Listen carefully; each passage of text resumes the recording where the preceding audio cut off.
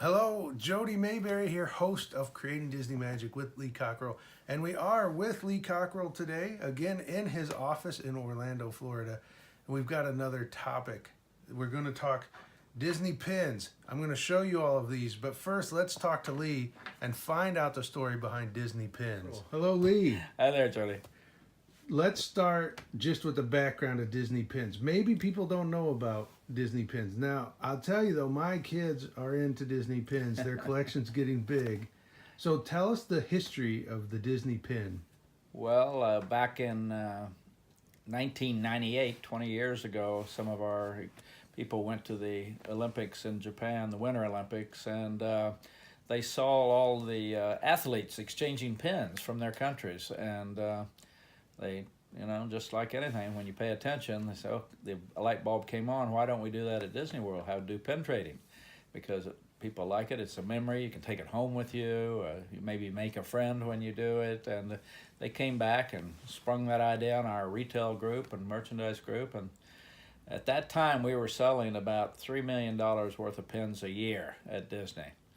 And so for the millennial celebration, when we went from 1999 to the year 2000, we introduced pin trading. And everybody wore a lanyard around their neck, including me. Had 10 pins on it, and we'd go out, and I never went to work without that on, because I was wanting to set the right example. We're all going to wear them. And it turned out to be something extraordinary we didn't expect. It helped the guests come to us and have interaction and meet the cast members and talk about the pins. And little girls wanted the princess pins, and boys wanted the monster pins and state pins. And we've had so many pin programs over the years that I don't know what it is today. I think even when I left 10 years ago, it was a $100 million business. And it's just continued to be a rich way for us to interact with the guests, to have fun talking about it. We've had state pins. We've had every pin you can imagine. Valentine's Day pins, St. Patrick's Day pins, Christmas pins, Thanksgiving pins, special pins when we open a new attraction or a new park. And so it just became a big deal. So I decided to develop some pins for myself, and I developed a leadership pin. I developed pins that I gave to the cast members when they did something special, and the pin would say, "Thank you for creating magic." And a lot of them had my name on the back of them. And then I had another pin made when they became a person that we published in the Main Street Diary, which was our weekly newsletter. If their name got in the Main Street Diary, they got a pin of Mickey typing away on the Main Street Diary and said, telling them how special they were. And we have a Seven Dwarfs pin about the 7 service guidelines, so we'd give out when people did something well relating to those guidelines for service. And it just became a great thing. And you would have thought I gave them a gold bar sometimes. A lot of people don't get recognized like they should. And getting an award, something simple like that, was just powerful. And I heard from so many people that we saw performance improve even, because when somebody gets recognized, somebody says, well, how'd you get that pin? They say, well, I took care of this guest. I did something special, and I got it from, the guest wrote a letter to Lee, and Lee looked up, found me, and presented me with this pin for doing a great job. So that's how the pins became original. That's how the pins are still going strong today here in 2018. And it's a great form of recognition, and anybody out there can do this. Especially if you're the president of a company or one of the officers, for you to give them a pin, it's just a simple, it's not really expensive way to show appreciation, recognition, and encouragement to your people in a special way. So that's how it came about. It's a great story, and I want to show people some of these pins. So first, we're going to show the leadership pin. This is, there we go. It's a Mickey in the middle. It says leadership underneath. Lee, tell us about that design.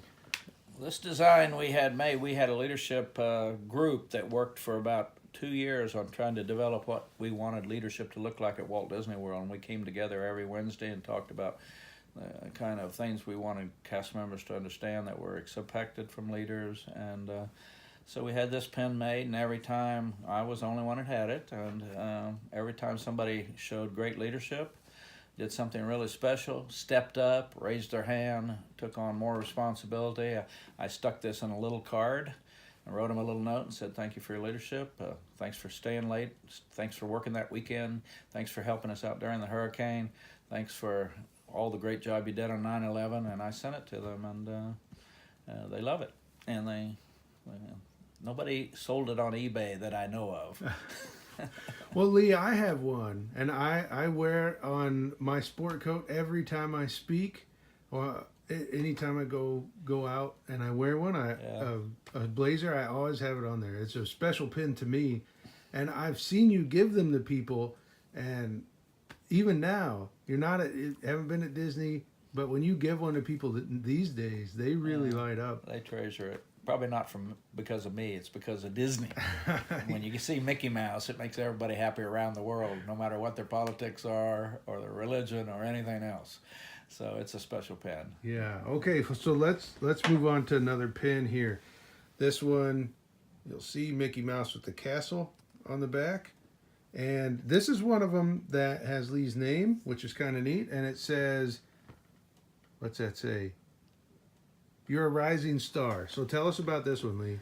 Yeah, I had a whole series of pins made, and this I would give out when we saw, sometimes I see a frontline staff member doing a great job, looked like they had potential to move into management, or they were just great at what they did, and we would present them this pin and just tell them, you're a rising star, you're doing a great job, you're special, you're different, and then we would tell them why. We observed you taking care of that lady in the wheelchair. We observed you going out of your way, and that's what Disney does, and that's what Mickey likes. So that was a little appreciation pin. What I like about that one, that you give that pin to somebody, tell them they're a rising star, I think they're going to believe it and act accordingly. Well, they are, and we all continue to do good things if somebody recognizes us. Somehow our brain says, hey, that was good. I think I'll keep doing more of that.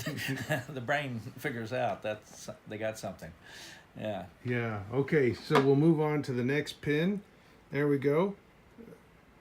Got Mickey Mouse on the front. You created magic. Lee Cockrell on the back, if you can see that. So Lee, tell us about that pin. Yeah, it's kind of the same thing as I said about the other one. This was when we got guest letters, and we heard somebody would say, Jeff did a great job on Thursday, December 12th. I had a lady in my office who went out and found out what shift Jeff was on that day, what his last name was, and we researched it, and then we published them in the Main Street Diary, which will show that pin in a minute, and we sent them a pin and thanked them for being great. And this was just one of a series that we had made, and I had to have more made because some people already had it and they were doing great things, and I needed another pin to send them, so they just didn't end up with the same old thing every time. So that's how that came about.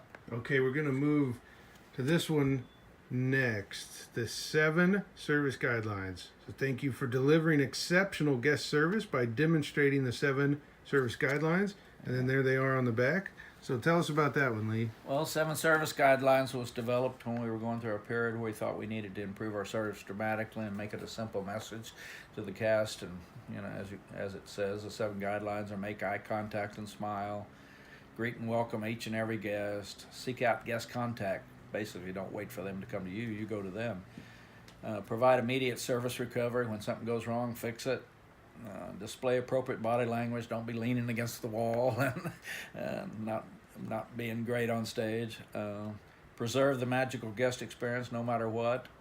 Behave. Don't get out of role.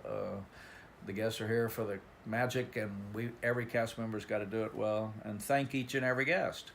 And that represented each of the dwarfs. And again, we presented that to people when we saw them doing those kinds of things as a reminder of thank you. You did the right things. You deserve a recognition pin. Yeah. Okay, so we'll go to a new one, and this one is one of my new favorites because I had not seen it until today. All right. Main Street Diary, and then it's got Lee's name on the back. Yeah.